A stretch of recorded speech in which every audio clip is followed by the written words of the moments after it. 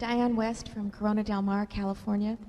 I know, Mr. Buffett, that you've said that you don't read what other people say about the market or the economy. Do either you or Charlie have an opinion about how you think things are going to go?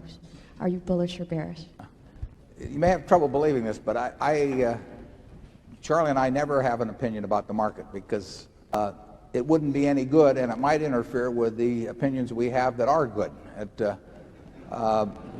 If we're right about a business, if we think a business is attractive, it would be very foolish for us to not take action on that because we thought something about what the market was going to do or anything of that sort, because we just don't know. And to give up something that you do know and that is profitable for something that you don't know and won't know because of that, it doesn't make any sense to us, and it doesn't really make any difference to us. I mean, I bought my first stock, I think, in probably April of 1942 when I was 11.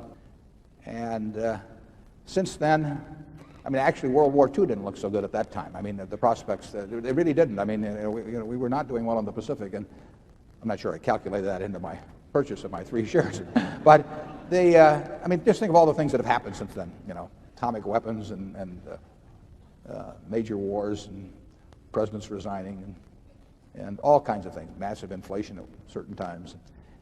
To give up what you're doing well because of guesses about what's going to happen in some macro way just doesn't make any sense to us.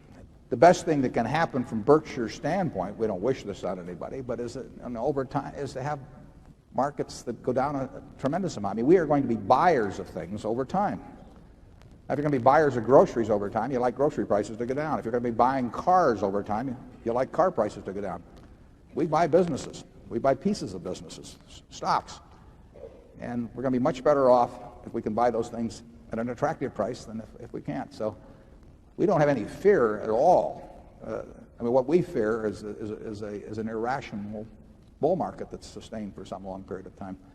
You as shareholders of Berkshire, unless you own your shares on borrowed money or are going to sell them in a very short period of time, are better off if stocks get cheaper, because it means that we can be doing more intelligent things on your behalf than would be the case otherwise. But we have no idea what and we wouldn't care what anybody thought about it. I mean, most of all ourselves. I mean, Charlie, do you have any?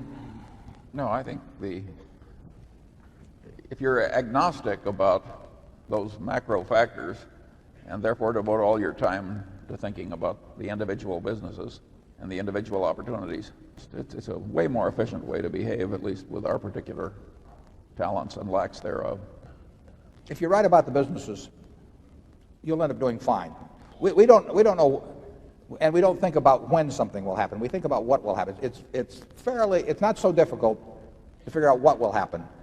It's impossible in our view to figure out when it will happen. So we focus on what will happen. This company in 1890 or thereabouts, the whole company sold for $2,000. It's got a market value now of about 50-odd billion. Somebody could have said to the fellow who was buying this in 1890, you're going to have a couple of great world wars, and you'll have the panic of 1907. All these things will happen, and wouldn't it be a better idea to wait? We can't afford that mistake, basically. I don't think anybody knows what the market's going to do. I think you do know whether you're making an intelligent purchase at a given price. Everybody, when they buy a stock, if you're going to buy, say, General Motors that has 1,400,000,000 shares out, you should be able to take a yellow pad like you have there, and on one page say, let's say it's selling for 30. It isn't selling that low, but that'd be 42 billion. You should say, I am buying the General Motors company for $42 billion because, and you should get it on a piece of paper. And then if you want to have a separate piece of paper, it says, I think I know what the stock market's going to do, so I know whether it'll be higher or lower in it. But you don't.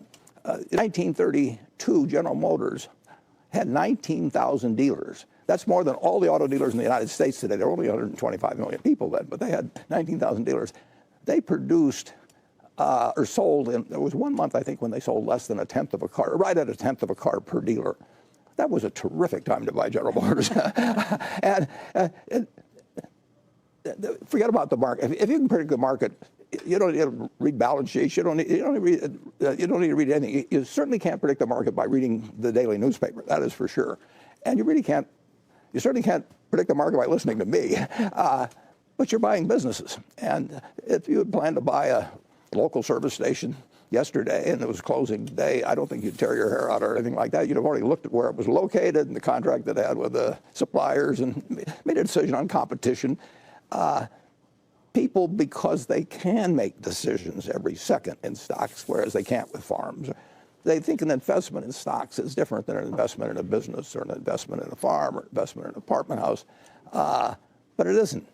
If you get your money's worth in terms of future earning power over the next 10 or 20 or 30 years, you're going to have made a good investment. And you can't pick them from day to day. If you can do that, you can, well, I haven't met anybody yet that knows how to do it.